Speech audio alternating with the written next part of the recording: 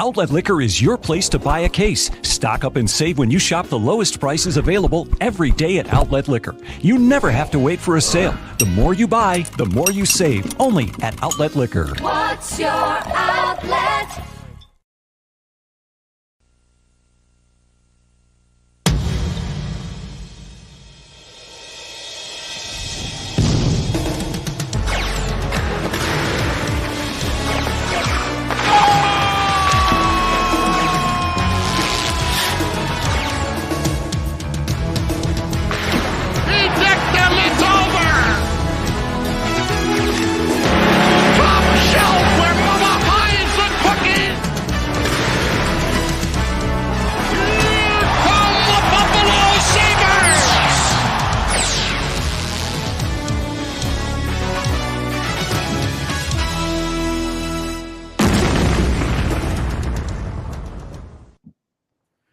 Welcome, everybody, to I'll Hang Up and Listen, brought to you by Outlet Liquor, the place to buy a case.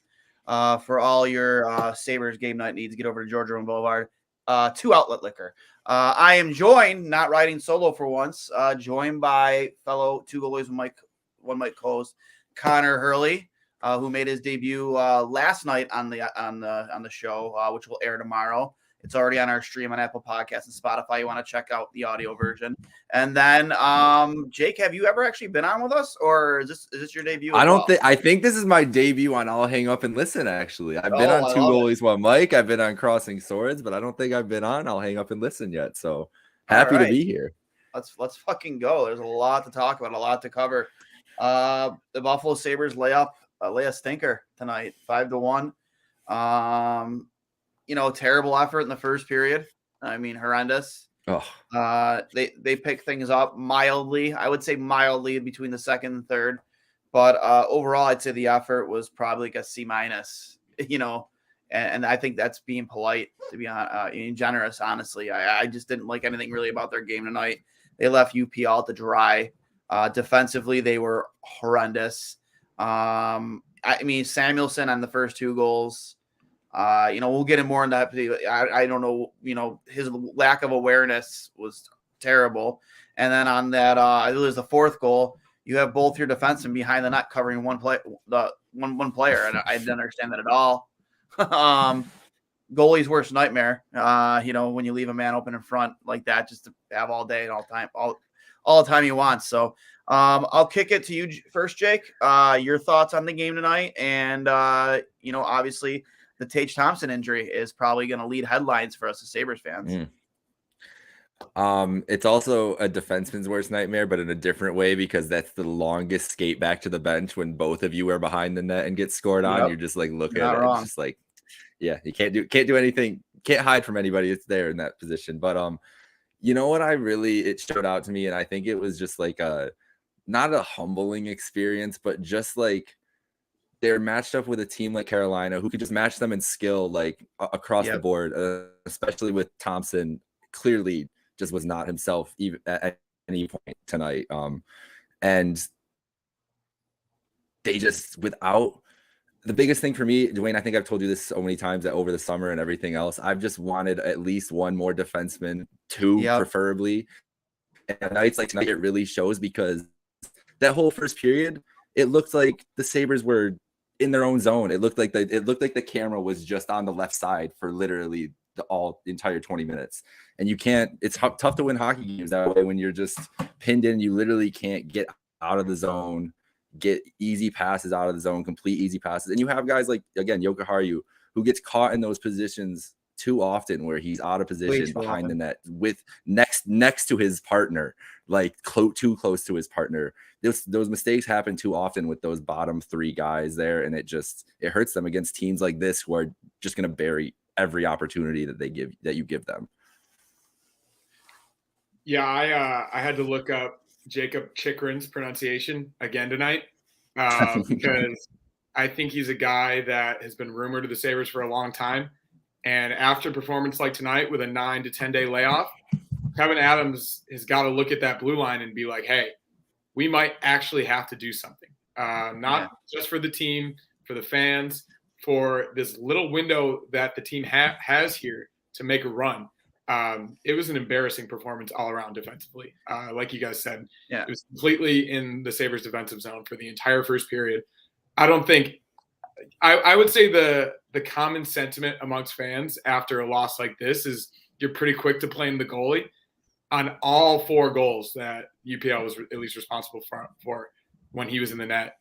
You could not blame him for a single one of those. No. Backdoor one-timers, Stepan was wide open in front. Goaltending wasn't the issue tonight, and I think that's not a very common occurrence for the Sabres lately. The defense is a problem, and it's something that's going to need to be fixed, whether that's through a trade, through a different defensive system, just hunkering down, or changing the way the entire team plays, because that's also on the forwards as well, to pick up guys on the back door. True. Figure something out. But as of right now, it's not good. And if your top guy is going to be out and one of your other top guys in Cousins is also banged up, it's going to be a rough night against one of the best teams in the NHL. And that's where expectations potentially could be tempered a little bit. Agreed. And another thing too is, I've been very vocal about it on this show, on Two Goalies and Mike, the need to bring in defensemen. You see, we talked about it last night, Connor. Vancouver is going through an absolute fire sale right now. They're literally selling everything. Everything and anything must go. I don't know if you guys might remember back in the day, back when it was after Drury and Briere had left. Some guy did a YouTube video as a Buffalo Sabres fire sale. It was like one of those guys that had the voices from the commercials. Yeah. I'll see if I can bring it. I'll bring it up there in the show, but that's essentially what Vancouver's doing. They're selling everything not named Elias Pettersson and Quinn Hughes right now, and JT Miller. And 2 names that I honestly, they're not going to cost you a lot. They really are not. You're not going to have to mortgage your future. And I think it's, I love the idea of Jacob Chickering because he is, at a very reasonable rate. I think it's at $4.5 million for the next 2 years. Very team friendly, but that's why the asking price is so high, is because the cap hit isn't very high. And for, he outperforms his contract every single night. So 2 names that I will continue to throw out there are Luke Schenn and Tyler Myers. I think you bring both those guys in, personally. I would love that. Yoki Haru, send him packing. Let him go play at Skate and Shoot at Northtown Center for all I care anymore. Jacob Bryson, he's a 7th defenseman. You bring in 2 guys like Schenn and Tyler Myers, and I know people, it might be sour. I know he struggled a little bit in Winnipeg, but he isn't having a bad year. Luke Schenn is having a pretty damn good year. I don't think people realize how much better the defense will look if they just have some competent defensemen back there, paired up with power and on the bottom pair. It doesn't need to be. They don't need a $7 million guy. Chychrun would be awesome, and I would love Chychrun too. I think he's perfect complement. But I'm wondering too if that's kind of, those talks have kind of stalled. If they have stalled, maybe it's just gotten quiet because they're quietly trying to get something actually hammered out. But I wonder how much money Adams really wants to give to defensemen when he knows he has to give Power and Dahlin 20 at least minimum, between the 2 of them, probably, you're thinking, and wants to give the rest of that to it's an offensive team. That's part of the thing too. You made a great point, Connor, about the forwards too. It's on them, it's definitely on them as much. And as a defenseman, I also love to point to forwards to help out defensively is everything too. But the way this team kind of plays too, they're just always looking, it's the style of it. I wonder if the team building is also going to be like that too, where they're just going to spend more money on forwards and everything too, because that's what it's going to be like. And I'm just going to be mad every year that they don't have enough quality defensemen to get it done. Yeah. Well, David Capella watching on Twitter just said Shane would be a major grit addition. I tend to agree. Or I'm not sure Shane. Schenn would be a major grit addition. I tend to agree. He plays a heavy hockey. He's a big guy. 33 years old. He's seen a lot in this league, and he would have a lot to offer both on and off the ice to this locker room. And so would Tyler Myers. He's seen playoff hockey. He knows what it's like. I granted, again, he didn't pan out the way we wanted him. He was sent to Winnipeg in the Evander Kane deal years and years ago. But we add 2 very competent guys to your blue line and bring stability. It's going to make Owen Power better. You know what I mean? You might be willing to say that he is hampered by having Yoki Hardy as a partner because he can't take the types of offensive risks that Erasmus Dahlin can because he has Samuelsson as a partner. You got to find that right balance in your top two pairing. And then whether that guy is Luke Schenn in your top four or Tyler Myers, I mean, you're just solidifying all three pairings. You really are. And you're adding so much size to a small group. I mean, after Samuelsson and Dahlin, I mean Power, but the other 3, 4, they usually rotate somebody else in. They're all smaller guys. And that's why Carolina can do what they did to them tonight, right? Like they're a heavy team and they're so skilled offensively that that defense has nothing. They have no physicality to get out of situations when they're tough, when they're pinched down low, whatever. And they don't have the skill to make a play to get out of the zone most of the time against that team. And you're just watching it. You're just like, damn, it's like poor UPL is like that's probably the hardest he's worked in a first period in a month. Yeah, in a month. He so made much a lot work. of good saves. He made a lot of good saves aside. Yeah, it could have been worse. It could have been a lot worse. I was going to say, like you mentioned, physicality. It was pretty bad early on. I think the hits were like 8 or 9-0 at one point, and I think Carolina knew going in. I was talking to Duane off camera about this beforehand. They had an emotional win last night, and they're coming off a back-to-back. They probably sold out in that first period, knowing that the Sabres had 4 days off. They had all these expectations. 1 game left before the All-Star break. Yep. They knew exactly what they needed to do going into that first period, and it was very apparent from the first puck drop how that first period was going to go. And that's slightly concerning that a team, obviously they're a top 3-4 team in the league, that they can just impose their will at any given point of a first period of a game. That comes down to coaching. That comes down to whether it's your defensive system or everything else about it. But like Duane said, I mean, Luke Schenn is thrown. I think he's up there in hits thrown this entire season amongst all players in the NHL. That's obviously something we need. Tyler Myers, of course, knows the city, but he can also still play. And like you said, he's a big body. So adding guys like that, whether it's Chychrun if we can afford him or anybody else, something has to be done if, and this is a big if Kevin Adams really believes this team can make an actual run. Because if he doesn't believe that, or if he doesn't think it's worth it at this point of the rebuild, he might just stand pat and we miss the playoffs by 5-10 points and then try again next year. So it's going to be really telling what he actually does. He's going to have to read that room really well, because I think there's a point where there's a thing to be said with that, where it's like keep the plan and just kind of keep everybody together because they've gelled so well. But also, if you don't add where there are clearly holes on the roster, you don't add, you're kind of doing a disservice to this group who has a chance to do it too. And he has to I don't envy that position at all, Connor. That's a great point. Yeah. I just love the idea of using that cap space flexibility that you have right now, at least in the short term, to help a team like Vancouver offload a lot, for some picks and whatnot. You're doing them a service. I mean, you look at a guy like Brock Besser who has term left on his deal. I think he actually just signed an extension recently. He's having a down year, a guy who's struggled to stay healthy. But, I mentioned that we talked about this last night. You just saw them kind of set the market a little bit with Bo Horvat and what they, I thought personally Vancouver should have got more. For a guy who's trending to 40 goals this season and having a career year, granted UFA, but usually guys like that get a little bit more of a return at the trade deadline. Bolivier is a nice piece. They got a prospect and a pick, which is great. I thought they were going to get more. He was the number one guy on every single person's, trade bait board, top of the list. And then right after that would probably be Chychrun or Patrick Kane. But that being said, they kind of, screwed the pooch a little bit with themselves in terms of the other pieces they're going to want to sell, like a Brock Besser. I mean, what does he cost now?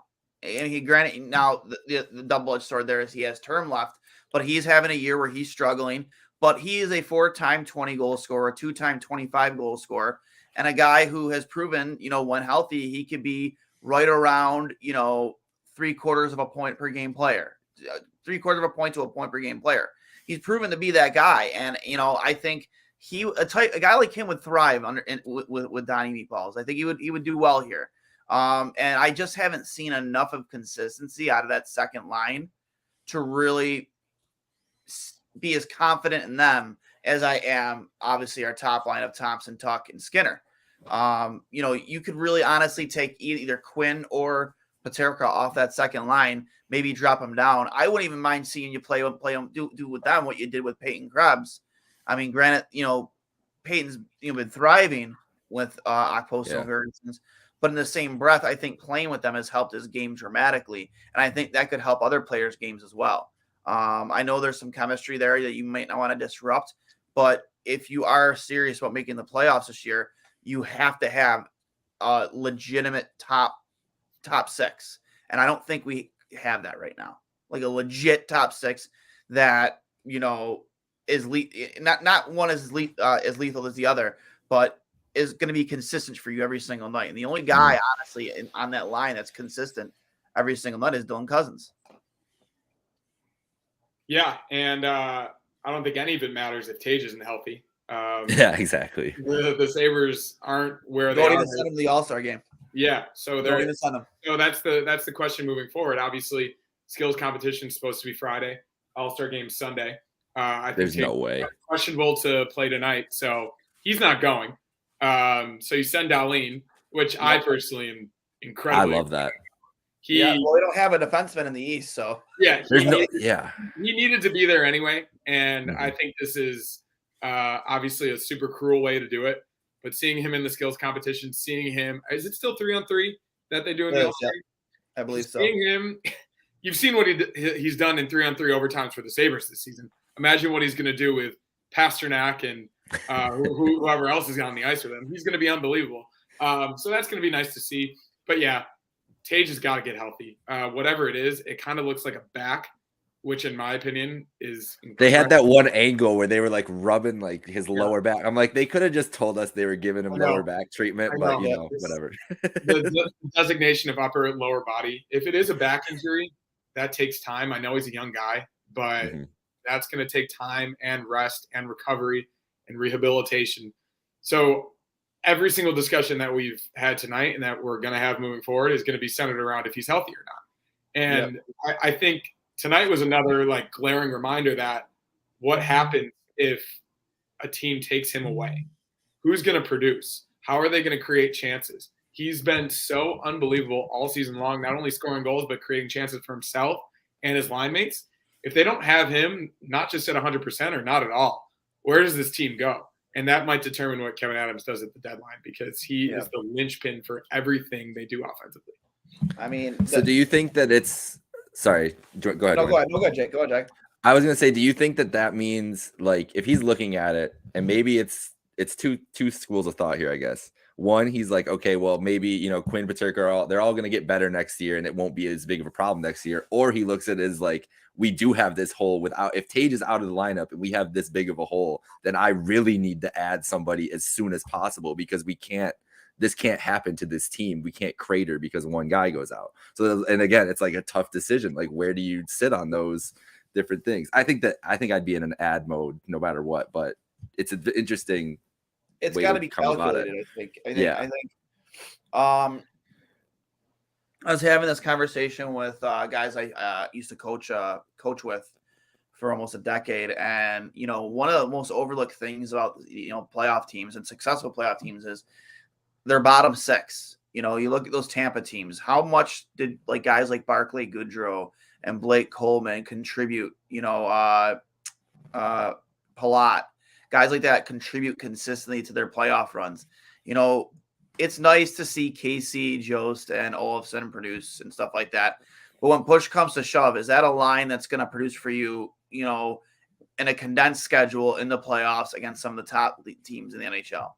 Are they going to be capable of doing that?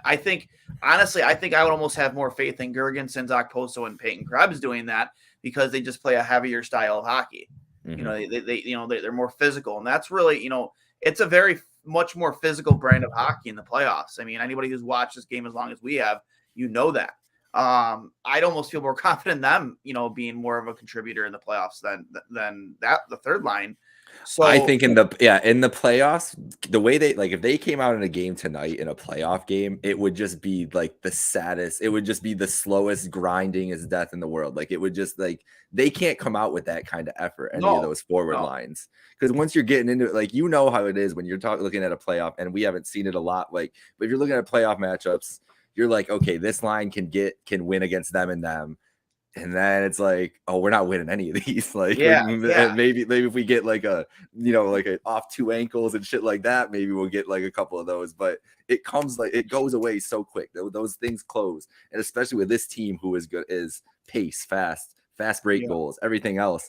All that shit goes away too. And that's what I'm kind of was when it slows down, everything tightens up. Where do they generate? How do they generate off the rush? How do they get all those rush opportunities when the numbers end up dwindling? It's like and those are things they have to be talking. If we're talking about it, they're talking about it too. So yeah, 100%. I mean, again, there's so many directions, and you want to know what? We'll speculate this move, that move, and the other move, but the move that Kevin Adams will make will be nothing that none of us saw coming. Probably. That's usually 90% of the time. That's how it goes.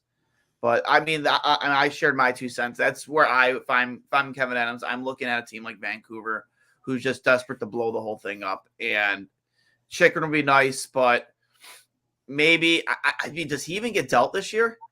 I mean, you think it would have happened by now, right? Yeah, potentially. But at this point, when they're all in for Bedard and they're playing in a college stadium, I think if they were to do it any year, it would be this year. It has to have been by now at some point. And I mean, yeah, they won a lot back, and deservedly so. He's a really good player. He puts up a lot of points as a defenseman. He's also solid defensively. So I think it might take a lot, but like you said, like the Sabres might have a little window to actually do that in terms of the cap space, in terms of competing, in terms of what this team needs. And I think we can all agree that it is defense. The Sabres score a lot of goals, and they also give up a lot, as we saw tonight. And goaltending has not been the issue recently, which is strange, but that's a starting point. You got a kid who's finally gaining confidence, who's making high danger scoring chance saves. Like, that has not happened probably since Ryan Miller, that a goalie can actually stand on his head and win you a game. The Sabres haven't had that in a long time, and I honestly believe that UPL is like right on the cusp. So if you're going to get a guy who can cover the back door and get possession in his defensive zone and get it up to the forwards who obviously want to run and gun anyway, you need that type of guy. And like you said, like, obviously we need physicality. You need players that can bang bodies in the defensive zone, but at the same time, like, you need everything. And the defense right now is just not cutting it. I mean, yeah, it's – and I know I put a tweet out earlier too about, like, I said, I know people love this team. I know people love the makeup of the team. I know they love the fact that it gives you those kind of family vibes, like that scene during Miracle when they pull Herb off the bus. He's like, tell me why I shouldn't give this guy a look. And he goes, because we're a family. Because we're a family. We're a family, Herb. We're a family, Herb. You know what I mean? Like, you love those kind of vibes and those kind of feels. But at the end of the day, this is a business. And business is getting the team to the playoffs. And selling merchandise, selling tickets, actually playing meaningful hockey games come spring. And is Casey Middlestat the guy to get you there? Is Victor Olofsson the guy to get you there? Is Henry Jokiharju the guy to get you there? Hold on. I would love to hear your guys Olofsson, because Olofsson is the most polarizing figure in my personal life, Sabres fans life, all my friends and everything. So I mean, I don't know. I don't think you're alone there. And also, like, his own play makes us think that way. Like, he didn't score on 5-on-5. It was like 30-something straight games. And in the past month and a half, he's gone on an absolute tear. He looks like a different player with Tyson Jost. You see what he can do on the power play. Obviously, he has one of the best slap shots, one-timers in the league. But you also have never seen him throw a hit. You don't know where he is defensively. He probably has no actual defensive awareness whatsoever. So as high of a ceiling offensively as he has, his complete game isn't there, and it hasn't been for a long time. So if you can upgrade that position, you obviously upgrade that position. And the same goes for Middlestat. Obviously, he's got a lot of talent, but he just gets pushed around. He panics on the power play, panics with the puck a lot of the time. He's soft. He's a soft. he's a soft player, and it sucks to say because that's a prospect everybody was really excited about for a long time. But you can look at a player for long enough and realize that his game might not translate to the NHL. And with both of those guys, even with Olofsson producing recently, like we're still not sure, and we might not be for a long time. I just don't exactly. I don't know what the number is, bro. You could tell me it's like 3.5. You could tell me it's like 7. I'll be like, okay, like sure, whatever. Yeah, you know what? When it comes to Victor Olofsson, a month ago, I was get rid of him. You know what I mean? Like he's too much. He's you know, a one-trick pony, I guess, for the lack of a better term. You know, he can score goals, but all over the rest of the other 180 feet of ice, you know, that you have to cover, he's just not good enough. Yeah. I don't know how you justify getting rid of Victor Olofsson right now when you're trying to make a playoff run. Yeah, I don't think it can be right now. Like I'd be okay with they just kept him and then let it happen in the he still has a year left on his deal. You don't have to get rid of him right now. It's not like you're backed into a corner. I mean, he'd be a very intriguing trade piece, though. I think a lot of teams would look at his skill set and be like, "Yep, we could use that," and just play him in that role and tell him like, "You don't even need to worry about playing defense. We've got guys for that. You just do what you do, and we'll put you there." But the Sabres the Sabres aren't good enough to do that. No, that's gonna be the worst part is when he does get traded to like some nasty team, like he goes to Colorado or something and he scores like 37 goals or something just because he has nothing else to do. Yeah, he's such a unique skill set, and that's why he's polarized, because he scores unbelievable goals. He goes on stretches where he can't be stopped, but he's also a liability in a lot of different areas. Ghost will not solve our defensive problems. No, but I mean offensively, yeah, he'll definitely contribute, but defensively, no, he's not the answer. Gostisbehere was good when they won the national title at I think that I forget where he went. It was RPI or Union or one of the teams. He led that team, and he was unbelievable. And he was. I think it was. I'm not 100% sure, but he was unbelievable in that NCAA tournament. And then in his first year with the Flyers, he was like a budding all-star. And then something about his game, maybe similar to Olsen or any of the other players, it just doesn't translate.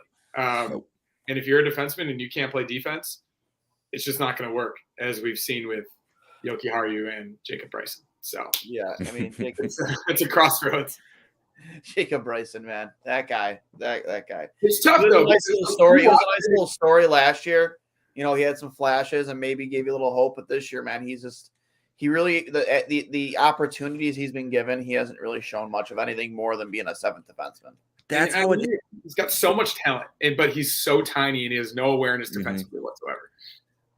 There's so many defensemen in the league that you can find that are 6 foot to 5'10" that can skate and move the puck a little bit, and they'll get streaky and put up points, and then they will disappear forever. It's like, and Jacob Bryson is just one of those guys. And the Sabres, unfortunately, have had like a lot of those guys for recently. Yeah. That was been their whole defensive core. And going back to the Olofsson point, you know, I think they have their replacement for him already in the system in Yuri Kulik. I think that guy has an NHL ready release right now. Kulik is a dangerous hockey player. We've already seen a lot of highlights of scoring from that exact spot in Rochester's power play. So, I mean, does he have as hard of a shot? I don't know, but I watched him in development camp, and that was the first thing that stood out to me the most. Because I went there for every day of development camp, and I said, this kid, his shot is NHL ready right now, 100%.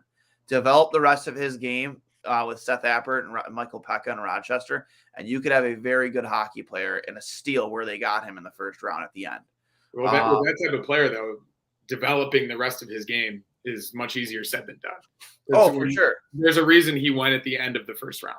Well, it's probably because like there's glaring things about his defensive game that need to be worked on. I think the last 2 drafts, it's tough too, because COVID kind of changed the world, right?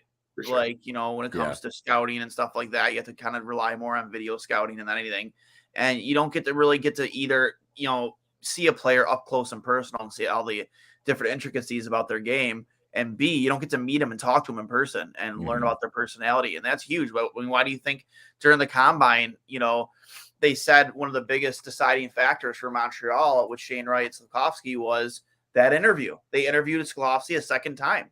And that was a deciding factor. Those interviews go a long way, and they'll be able to talk to those players up close and personal, go a long way. So I think there were a lot of players in the last 2 drafts that probably fell out of where they might, probably where they should have went because of that. I think Peterka probably in a normal, if everything was, the world was normal, probably would have been a 1st round pick. Wouldn't have been a 2nd round pick. But I mean, that's just my opinion. But with that being said, I when I said it earlier, I said, it's nice to have this team and have the vibes and all this stuff, but to actually think that you can go into next year with this exact team, only make a few minor changes through your own system, and think that this is still a team that can get you sustained playoff success, I think you're kidding yourself, because there's a lot of holes, in my opinion. Yeah, I think the question is whether they do it within the next month or they do it over the summer. I think it's obviously going to be one of the two. But for Kevin Adams, it's obviously a very big decision on whether he does it now or he does it in 3 months. Yeah. I mean, Matthew Savoy is a nice piece that you have still in junior hockey right now. Kulik is looking good in Rochester. They're all 3 of them are centermen. Noah Ostlund, another centerman, a guy who's drawn a lot of comparisons, his playmaking ability like Briere. And then Isaac Rosine, I'm not sure. I think he's in Rochester right now too. He's played fairly well. But what is the probability of all 4 of those guys being full-time contributors? We don't need all these guys. And then all the guys are already paying too. Like that's what I'm saying. They are ripe for a 2-for-1. Just to add like a guy that, it doesn't have to be an earth-shattering guy, like a 5 prospect for 1 or something. But yeah, like people who sit there and say, no, we don't want to divert from the plan. Don't divert from the plan. I'm like, you realize Tampa Bay does these things, right? They have been doing these things. How often have you seen Tampa Bay, trade away a young talent in exchange for a guy that is going to contribute now? How often did you see Chicago do it? Sergachev? How often have you seen Colorado do it? Nazem Kadri. Yep. Vegas has existed for 5 years, and they already do. That's all they do. And they're done. It's the LA Rams philosophy. Fuck them picks. Toronto had Austin Matthews and was like, we want John Tavares too. Yeah. We have a lot of picks. We have a lot of space, and we have a 12-year playoff drought. At some point, something's got to give. I think we're all of the opinion that we would like to see something done. But from a managerial perspective, I don't think Kevin Adams is going to be as quick to jump the gun. I really don't. I think he's at least somewhat satisfied with his position in this build, whether that's build 4 or 5 for all of us. It's build number 1 for him. So as much as we want something, maybe not earth-shattering, even if it's just something, I'm hard-pressed to think that he's going to give up a lot to do it, which sucks for us, is like who want to see the team do well, but at the same time, like, it's a tricky situation. All right, I'm about to introduce you guys to one of my favorite contributors in the peanut gallery, Mauricio Arenas. This guy, when the Sabres are hot, this guy is on cloud 9. When they lose, the whole fucking world is ending. There's no in between with him. I've got a lot of friends. I've got some friends like that. That's why he's one of my favorites. I think we all do. UPL is shaky. Mauricio, UPL was not shaky tonight, and that's coming from a person who's played goalie for 25 years. Well, I think he just used that as an opportunity to capitalize the L there and UPL. Nice. I like that's that. Great. We can use that when he actually plays bad, but that wasn't tonight. Yeah. Samuelson looked fatigued, weak on the puck, lacking defensive physical presence. Again, people were out on Samuelson. He was questionable going into this game. Yeah, he was hurt. So whatever, I think it was lower body, and obviously he had a lower body injury.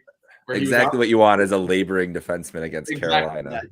I mean, he's got a Rob Brindamore coached hockey team. It's good. He's our best defensive defenseman, likely. I mean, probably Power or Darlene too, but at the same time, like, he has a lot of issues on the back door, as do a lot of our forwards. Middlestat being enemy number one. They have no awareness.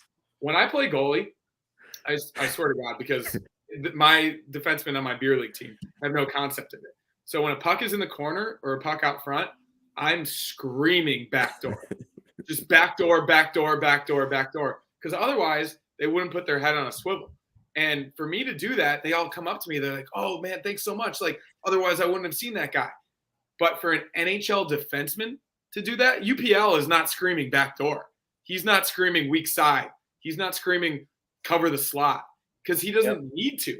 Because if you're at this level and you've gotten to the best level in the league, you should be able to do that. But you should have both your defensemen on one player in the corner. I'm with you here, Mauricio. Yeah, this is why I love Mauricio. This one. Lack of offensive chances by all players. No grit, no rebounds, no deflections, no drive, no grit, no dirty. No grit twice. No grit. No grit. No grit. We gotta be. I love him, man. Hey, if you were listening to the first 10 minutes, I think we talked about the lack of grit. Yeah, and that's the Sabres. All like if the Sabres are having a bad game, all their shots are coming from outside the house, and they're just floating around and floating from 25 feet out tonight. muffins are floating sauce over and just hoping you're gonna connect on some crazy one time. And don't get me wrong, I don't mind a shot from a weird angle, at the goalie's feet or something, because as a goalie, kind of like one of the toughest saves to make are those shots that come from the top of the goal line, backhand, right at your feet. The tuck goal is a perfect example. The tuck goal tonight was the perfect example. You didn't see it coming. No, you didn't see it coming, and I think Tuck realized, like, hey, we haven't done anything tonight. Yeah, I need to put this puck on net, catch him off guard, and thankfully it worked. It was a really good shot, but 9 times out of 10, Raanta saves that, and he's going to look back at that tonight and be like, what was I doing? That should have been a shutout. I think there's a lot of this is something that's like really bugging me, but our home record is 11-13-2, and the away record is significantly better. I don't know if they're getting in their heads about not having a full building. Maybe they did tonight when they expected they did tonight. I was wondering that too. Those atrocious uniforms they wore, and the white pants, and with an easily fixable solution of blue pants and blue gloves. I'm not sure what it was, but it seemed off from puck drop. So it was, I don't know. I don't think they have an issue playing at home. I know they probably prefer to play at home, but 3 of our next 4 games are on the road. And I have seen a massive difference of them playing on the road this season. I like this because I had the first 10 minutes, I was thinking exactly that. I was like, there's no, first of all, I was surprised that it wasn't as like a little bit more busy, but it is a Wednesday night in February, so whatever. But and it was and I do think that they've had some like anticipation, especially like the letter came out and everything else, like had some anticipation of some kind of energy, going for it. Like that was literally like a rally. Like in part of it in there was like we feed off this energy and everything, and then they realize it's not happening, and then you just get railroaded for 10 minutes, and it's like, oh. It was the worst team in the league for that to happen against. Yeah. And I loved it with that letter too. I'm sure there was some marketing strategy with that too. From the team. I'm sure he was asked to maybe write something. I can't confirm it. I don't know, but I loved it how at the very end of that letter, underneath his signature, there was a link to buy tickets to tonight's game. Kind of tug at your heartstrings, like, come to the game, come to the game. I wonder how much of a tangible effect it had, because like we were trying to guess before you came on, like what it was at tonight, and I wasn't able to find it. But based on what I saw from the 100 level, 300 level is probably much worse. It had to be like 15,000. Capacity was 19.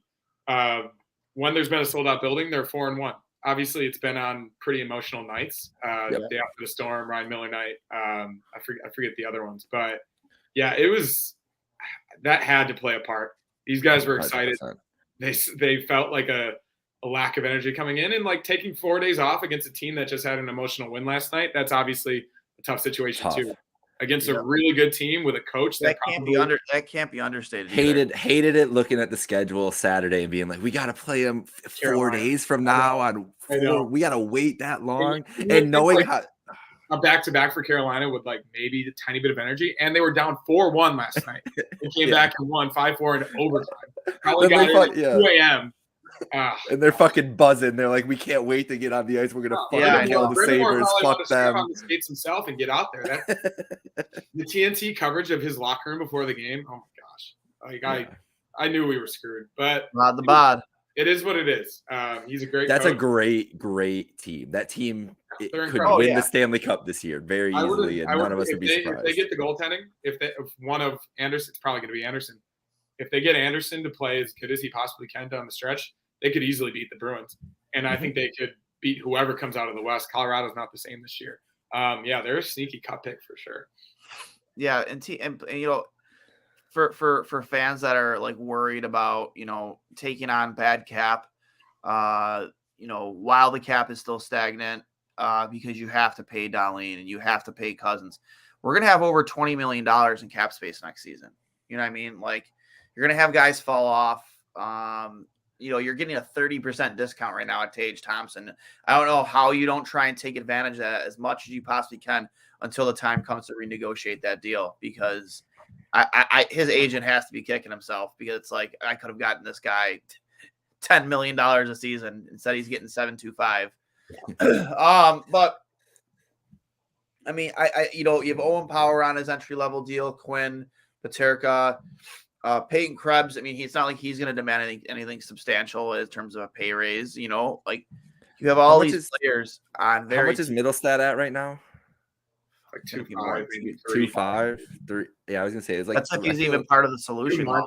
No, but I'm saying like that's probably coming off too. Like Gergensen sure. is at 3. Like Gergensen isn't gonna be at 3. This is the last year of Okposo, isn't it? Yeah, he's not gonna be at 6. He's gonna be at like a much lower number, 2.4 or something like that.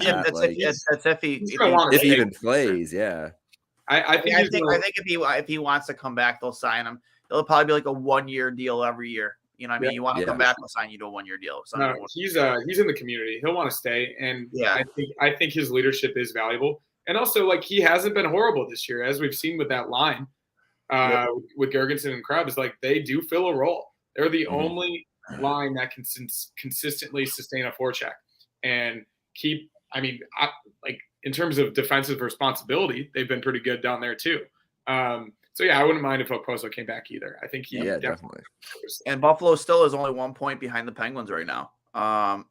Next home game isn't going to be until February 11th against Calgary. It'll be a matinee game. Granato did mention, this was announced. This is from Mike Harrington. Granato said no medical update on Thompson as of yet. I asked him specifically about the All-Star game, perhaps even traveling and not playing.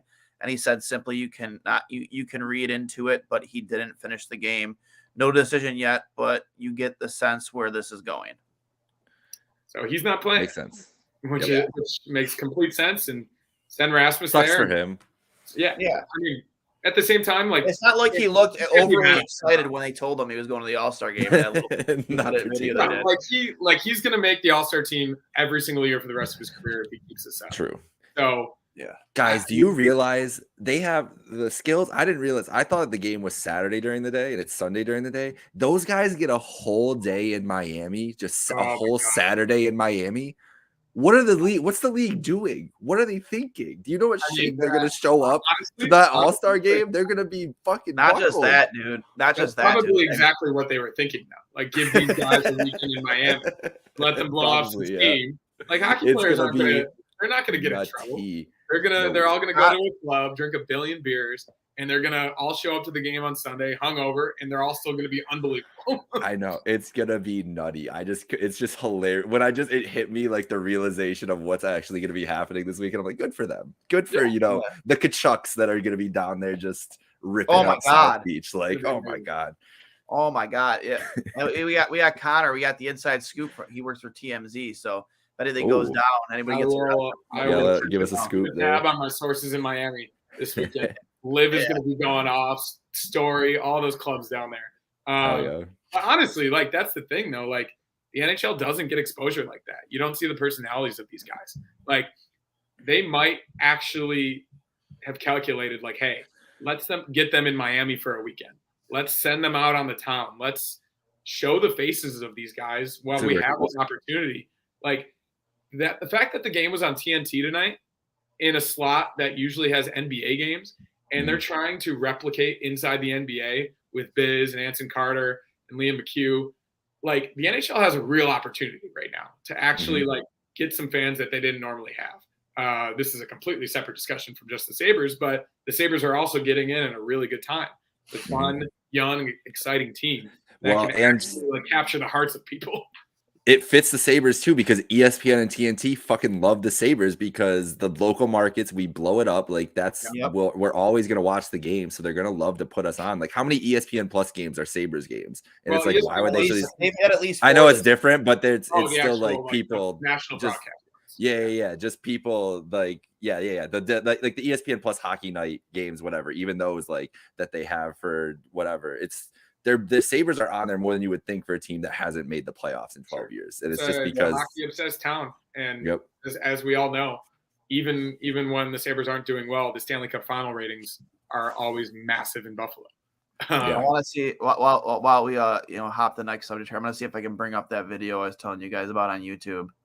I honest to God, man, this thing was so funny. They made 2 of them. Hold on, Sabres fire sale. 1 second. It's so worth the watch if you guys haven't seen it. I feel like I'm like having a vague memory, but this is fantastic. Here we go. Hold on. Dismiss. 1 second. All right, let me share my screen with you guys. Hold up 1 second. Oh, this is fantastic. I can't wait.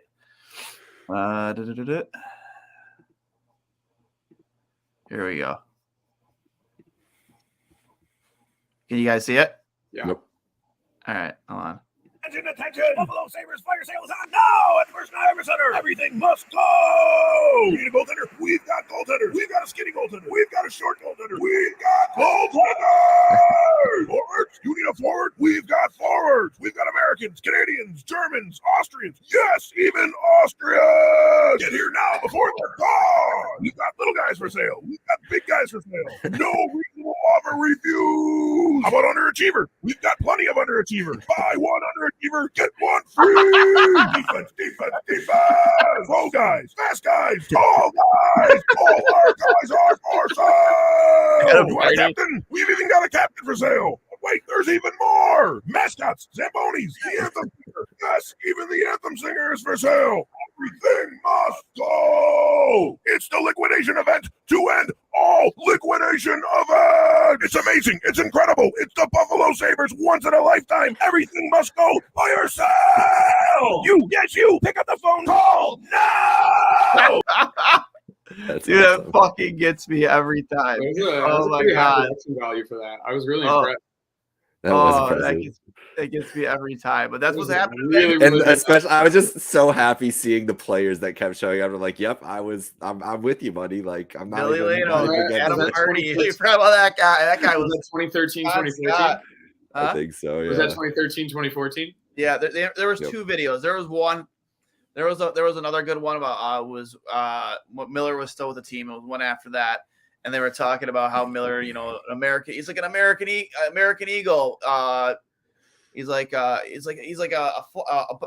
bald eagle with flying with an apple pie. Just all this stuff is like about Ryan Miller trying to trade Ryan Miller for a fire sale. The other video they did, it was super funny though. But every time I see it, it cracks me up. It's like, but that's what's happening in Vancouver right now, man. And like a team like Buffalo should try to take advantage of that.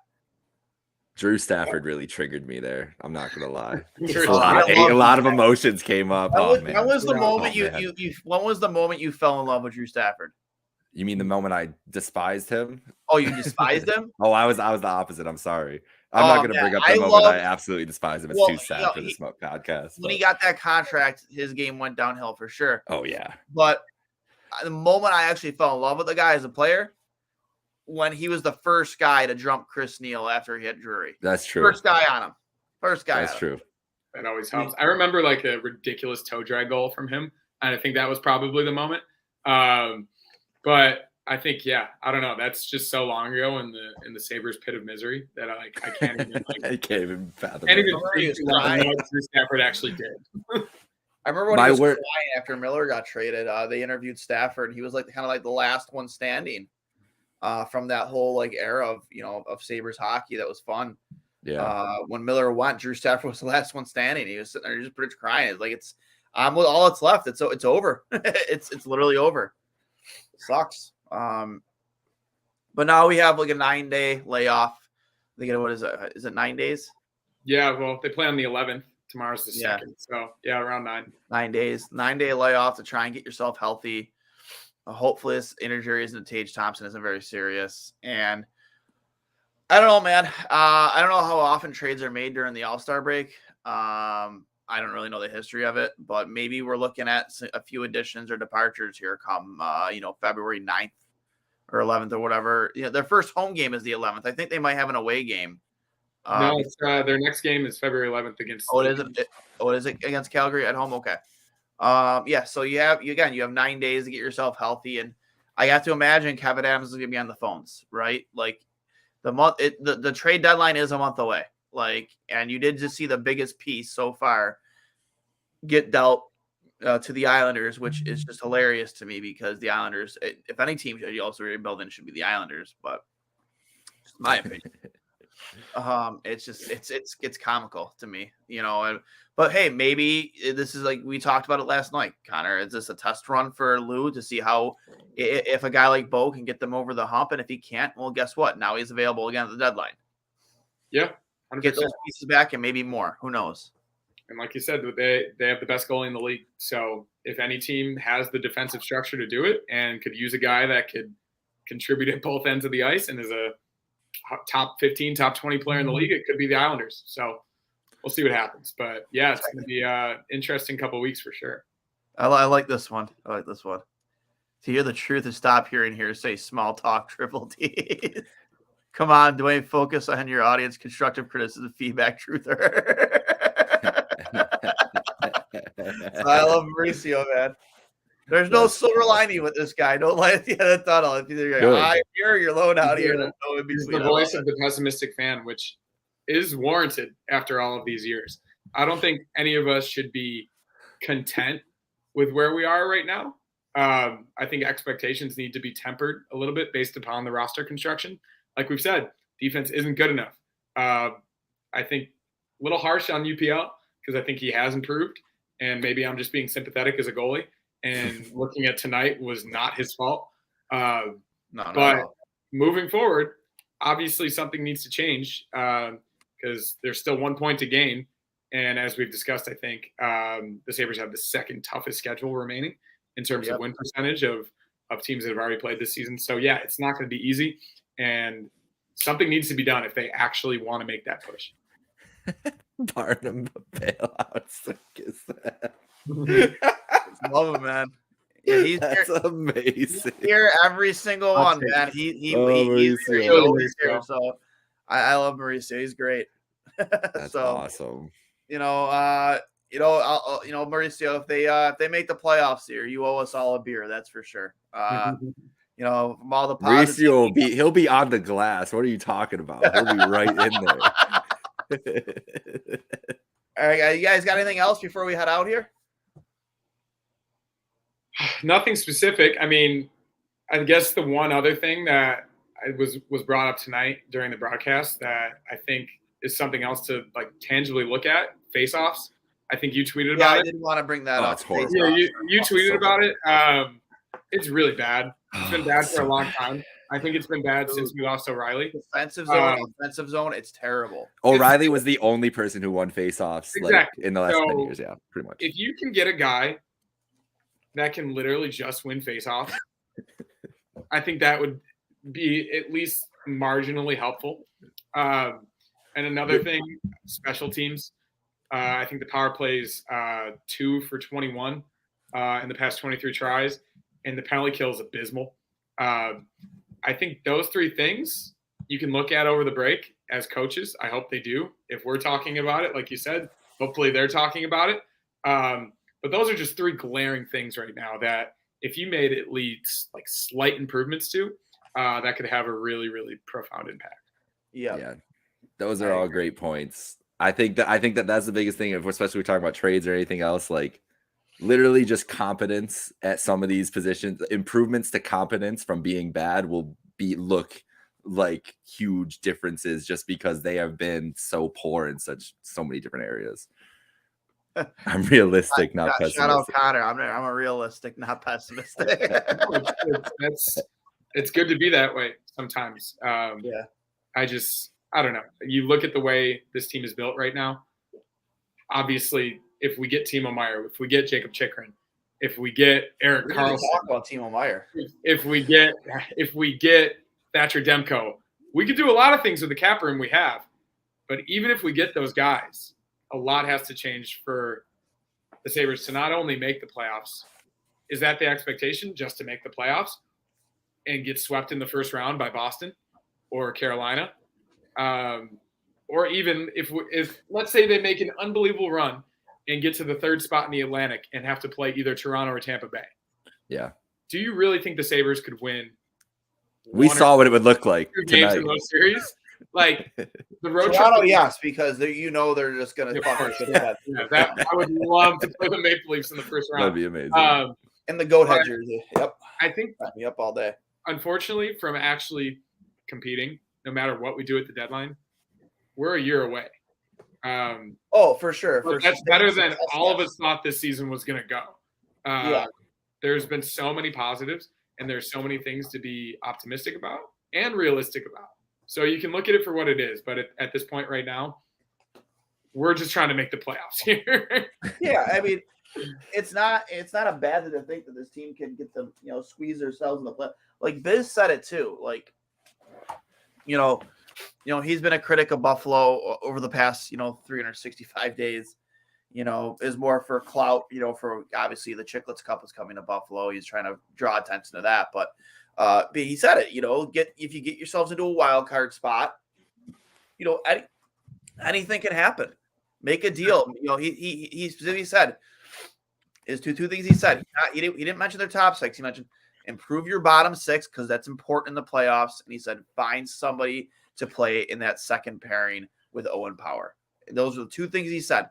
So I think honest to God, we addressed at the top of the show. I said, if you address those two things, I think you might not win a round, but at least you bring some electricity back to the city again for a couple of weeks come spring. And, now it's just not the Bills anymore. The Sabres are a player. The power thing. You go ahead, Jake. The power thing, it'll be quick. The power thing has been the most egregious thing because it's like really? They're so lucky that he is so fucking good that it hasn't mattered because it could have been so detrimental to his development to not have a guy that is competent next to him the whole year. Go ahead, Connor. That's really all it is. I was worried about it. 100%. But you saw what happened when the Bills broke the drought. That was such a momentum shift for the entire fan base who – I think it's 12 years for the Sabres now. It was 17 years. And that was an organizational shift when McDermott and Bean came in. They brought Poyer in. They brought Hyde. They changed the entire culture of the organization. That feasibly is what is happening now with the Sabres. They are right on the cusp. And if they were to make the playoffs, like we could get rolled in the first round, and we probably would. Because as we saw tonight, there are teams that are objectively better and have been a part of this build for a lot longer than we have. If they were to make the playoffs, it would just be an incredible momentum shift going into free agency. Not only for the fans, but for free agents that would want to come to Buffalo. Mm-hmm. That would be the ultimate goal of this entire season. Obviously, you want to compete when you get there, and maybe they will put up a fight. But just making it right now should be the goal. And it's going to be up to Adams to figure out what he needs to do to get there. You got to start filling that barn, too, in terms of, teams do pay attention to that. Players do pay attention to that. Like, what's the atmosphere like when I go to a game? Like, is it going to be an empty building? Or that's why I was kind of blown away. And I should say blown away, but he chose to be traded. He wanted to be traded there when Tkachuk went to Florida. It's just I'm sure right now it's great, but what when it's not great? You know what I mean? Like it's sunny. They don't have diehard fans. It's sunny. It's sunny, but I don't know, man. There's a lot of places in the country that are sunny No, where I you know. can play and still have a packed barn every night. Absolutely. But I don't know. That's just me. I think the onus of some responsibility has to be on the fans too. Once this team continues, as you said, Connor, to continue rolling and go in the right direction, whether it's this year or next, we got to do our part and fill the arena. As fucking shitty as that arena is. Hey, I'm gonna be doing it on the road out here in LA and Anaheim. Yeah, exactly. I'm gonna be doing my part. I'm going with 24 people to the Kings game. We're gonna Hell drive. yeah. We're gonna drive down to Anaheim. Whoever wants to drive an hour and a half in LA rush hour traffic to go do that. And any opportunity I get, if I lived in Buffalo, I would still have seasons. It really depends on what you're willing to commit. And as I've rationalized my Bills fandom in the past couple of weeks, how much emotional energy I put into a team. Right now, all of it can go to the Sabres. We don't have to worry about the Bills. And right now, we probably shouldn't because it's pretty depressing. Yeah, I don't want to think about the Bills. Yeah, so we don't have to think about it. We can think fine. about this young and exciting team that is, I would say, vastly outperforms our expectation this season. So we'll see what happens, but it's going to be a fun couple months, that's for sure. I agree. And we didn't really touch on Timo Meier. Again, that's a kind of a pipe dream guy for me. It's a nice conversation to have, and it's nice to know that Kevin Adams did his due diligence and at least made the phone call to see what the asking price is, to know that that isn't out of sight, out of mind for him. But I mean, does Timo Meier make this team a hell of a lot better? Yes, 100%. But is that move a necessity? I mean, and that's what I want to. That's why when I was asking earlier about what does he have slotted, I want to know what the salary cap slot, his idea of the build is for the slots. Because if he thinks there's if there's another slot there where he's like, I can pay another forward, insert any forward. It could have been Patrick Kane, whatever guy that he was thinking of initially in this slot, 7 to 10 million. I can pay another guy that. And if it's Meier and he's like, okay, that guy fits there, then I say go for it. If it's there, if it's something that's out of the realm, it wasn't an idea before that, then I'm kind of like, well, I don't know if you need to do it as much. I think his qualifying offer is 9.5. Yeah, which is a lot of money. But it is. If he's got a guy that's going to score 35 to 40 goals for you a season for the next 6 to 7 years, he's worth every penny. Yeah, and if you put him in your top 6, you automatically make your bottom 6 better because you're going to have to. Because you have to drop somebody down. Exactly. So if you have the opportunity to get a guy like that and you can afford it and you think it makes sense moving forward, not just for these 3 months, for the next however many seasons moving forward, I think you do it because your number one competitor in terms of where their build is, the Devils, they're thinking the same thing. I think a lot of teams are probably thinking the same thing, but they can't afford it. And there's only a few teams that can. So, yeah, I personally would love it. And I think he would be an absolute perfect fit in terms of what we like to do. But at the same time, he's not going to help your defense. So you can score as many goals as you want. But if you can't cover the back door or you can't cover the slot wide open in front of the net, you're not gonna get too far. Yep. I made a mistake. His qualifying offer as an RFA will be $10 million, and I know, but we're all not big analytics junkies here. But I was just looking at somebody tweeted out one of his. He's a analytics darling, isn't he? Yeah, I mean, he has more expected goals than way above average. His WAR or wins against replacement is 97%. He's incredible. That's just you don't need to be an analytics junkie to look at that and be like, he's very good. Yeah. He's been good for a long time on a very shitty team. So pipe dream would be Timo Meier. Timo Meier or Chikrin, or I guess anything after that, maybe, the idea I threw out there, approaching Vancouver about one of, or if not both of, Luke Schenn and Tyler Myers, which I think personally, puts you right in the conversation to be a playoff team. My opinion, if you shore up that blue line and just continue to score. But then you also need to kind of address, I think, the lack of depth up and down your lineup. That's just, it looks good right now, maybe on paper, but I just don't know if depth-wise that's a team built for the playoffs. So, my opinion, whatever. But it's 11:35 at night here on the East Coast. I know you're Central, right, Jacob? Yeah, I got 10:30 at least. We're covering the U.S. here. This is great. Yeah, 8:30 up here. I was up at 5:30, so it feels like 11:30. I actually had I had an upper endoscopy done early this morning, and the anesthesia really knocked me out cold when I got home, and I got sick from it. I didn't really come to until like 5:30, 6 o'clock this evening. So, I'm pretty well rested right now. I could keep going if you guys want, but, I'm personally good. That was a stinker, as you said. If this was a much more exciting game, there'd be a lot more to talk about. But I think we covered a lot, and there's obviously time in the next 9 days, and maybe something will happen too. If Duane shows up to the All-Star game not too hungover and puts on a show, maybe we can talk about that. I love it.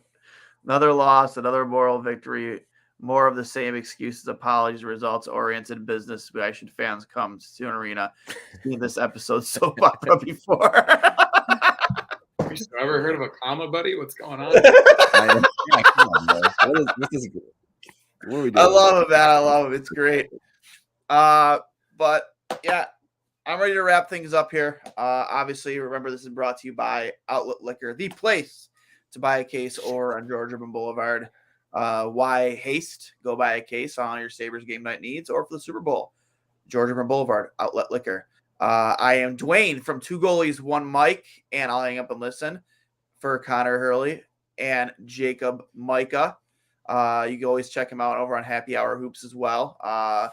Big basketball guru guy over there, as well as hockey and Heart Foundation. I just talk about a lot of things and we go from there. And Heart Foundation alumni. Yes, sir. Still haven't gotten my jersey back. Well, I don't have it with me, so that's part of the problem. I'm just screwing you. It's closer to you actually right now than it's closer to me. We actually just got new jerseys, so it doesn't even matter. There we go. Yeah, we got reversibles too. They're actually really nice. But that's sick. You guys have a good night. I appreciate you guys hopping on. Unfortunately, we couldn't have that much good to talk about. But always cool to have to not ride solo. Connor, thanks for hopping on, and just be sure to check out episode 114, which will air tomorrow, where Connor made it his official Two Goalies, One Mic debut. And Jake, thanks for making your debut on I'll Hang Up and Listen, bud. Hell yeah. Thank you for having me. All right, guys. You guys have a good night. Enjoy the All-Star break. We'll see you in 9 days, and let's go Sabres. Go Sabres.